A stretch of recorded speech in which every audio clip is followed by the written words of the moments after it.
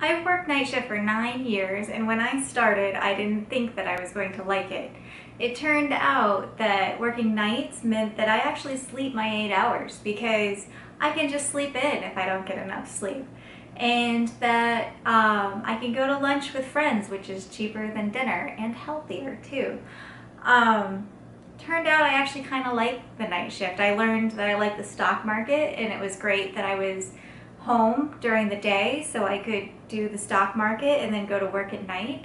I actually really like the night shift. However, I will say there's a couple things that will make your life a little easier if you're going to work the night shift. I mean, everyone's going to tell you get earplugs, get an eye mask, and yeah, of course. I would say go to Walmart, go to Target, get some blackout blinds. You can put them behind your normal blinds so your windows look normal, but we actually have 2 layers of blackout blinds because 1 layer wasn't enough. You want your room to be dark because you're going to be sleeping during the sunlight. It's going to block out some of the heat. It's going to block out as much light as you can possibly get, and it will block a little bit of the sound. If you're having problems with sound, we have found that most of the sound comes in through the windows and through the gaps in your doorway. So if you put some boards across the window, so you put 2x4s on the window, and then you fill it with insulation, that will knock the sound out. Because we used to live in an apartment that the lawnmowers would come around for hours and hours and hours during the day, and we couldn't sleep. So we actually boarded up the windows and put insulation in there. We had to be a little tricky because obviously the apartment would freak out if they knew what we did. But by putting a blind on the inside of the window so that's all they see, and then a blind on the outside of the window so that's all that someone inside sees, we got away with it. So block out as much sound as you can, block out as much light as you can, and now you have a problem because your body naturally wakes up to sunlight. It is happiest when it wakes up to sunlight. So it made a world of difference to me when I finally invested in a sunrise clock. They're about $80. You can set them to when they start gradually getting bright. And they can also have sound, but it's terrible, like the birds chirping or water rushing. We like the light quite a bit, but we hate the sound. When we blocked out all the light, I found that I was walking around in a fog all day. I just never really felt awake. And the minute that I got a sunrise clock to simulate the sunrise, it solved everything. So get a sunrise clock, block out your light, and if you're having a hard time falling asleep at night, I would suggest setting an alarm so that goes off to say, hey dude, go to bed, because your hours are different and it's going to take a while to realize, oh, 6 a.m., that's when I sleep. So if you set an alarm that goes off that says, hey, it's 6 a.m., go to bed, that makes a world of difference. And knowing me, and probably you as well, set an alarm for 15 minutes later or 20 minutes later that says, dude, what are you doing? Go to bed. It really helps. It really holds you accountable. But if you're having a hard time sleeping, I would suggest melatonin. Melatonin is what your body naturally makes to go to sleep. This version is from Trader Joe's. They claim that there's no side effects to it. Obviously, making you drowsy is the side effect.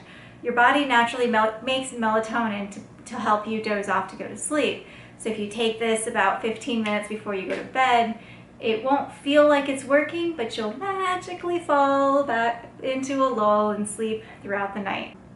If you wake up groggy, you just need to expose yourself to sunlight and your body will wash away the melatonin. That's what it does naturally anyway, so adding the pill, it's the same thing. From my experience of myself and what I've seen with others, do not overdose on melatonin. If you take too much, that seems to create a cycle where it's really hard to sleep. We got ours from Trader Joe's because it was the smallest dosage that I could find on the market. It's 500 mcgs, and it tastes like mint, and I can chew it, which I think is fantastic. If you want to sleep with a sleep mask, Don't get one of those cheap flat ones that presses down your eyelashes. Studies have shown that when you sleep, your eyes actually move around, and that bump on your eyelid, it needs room to move. That it makes a world of difference if you buy a sleeping mask that has bumps to it. It almost looks like a tiny little bra. They're very ugly looking. I find them at Bed Bath & Beyond. I want to say they're like $15, but it makes a world of difference. It really blocks out the light. I've had this one forever, so it's falling apart. But these are good. These are great, especially when I travel, because of course, I go to a hotel and it doesn't block out the light quite like I need. I go to my parents, same thing. It doesn't block out the light quite like I need. Another thing which I'm sure you've already thought of when it comes to sound is a sound machine of some sort. It can be a fan, it can be an actual sound machine, it can be a fountain, though some people that makes them need to pee in the middle of the night. What we actually have is an air filter in our room. It lowers our issues with allergies, but then on top of that it's got a very tiny fan sound, and that fan sound will block out the sound of cars and neighbors' lawnmowers and all of that stuff. So that's pretty much it. You want to block out the light, you want to try and block out the sound if it's a problem, invest in a good sleep mask, especially even if just for when you're visiting other people. You can try and use the earplugs, the ones that you mash into a little point and then you shove into your ear and then the foam expands is the best kind that you can use. Don't get the ones that are covered in plastic, because the plastic's going to crinkle when you sleep. And invest in a sunrise clock. I'm telling you, it makes a world of difference. You don't want it right by your face. You want it kind of on the side of the room. You'll set it for about 15 minutes before you wake up so that it just slightly gets bright. And you will probably still need an alarm clock, but your brain will feel more crisp when you use it. And also look into melatonin. It's good to have around. I don't use it every night. I believe in using it as little as possible, but it makes a world of difference if you're really in a jam and not wanting to sleep. And whatever you do, try not to expose yourself to the sunlight before going to bed. If you are staying up all the way till 7 or 8 in the morning, get the darkest sunglasses you possibly can get, so when you drive home from work, put on your sunglasses. And even if you look stupid, even if it's those big old people glasses with the shields that go around your face, get sunglasses, because the minute you see the sun, you're going to want to stay up. Your brain's going to click awake, and it's going to take a couple more hours before you hit a wall and decide you need to sleep. And even then, it's not going to be the best of sleep. So invest in yourself, and working night shift will not be that bad. I will say, if you work nights, some studies argue, if you work nights, you'll live a shorter life. I disagree with this. From what I've read, some scholarly people disagree with this as well. The study seems to lean towards people who swing their hours, people who have night shift hours on the weekdays and then normal hours on the weekends. That's very hard on your heart.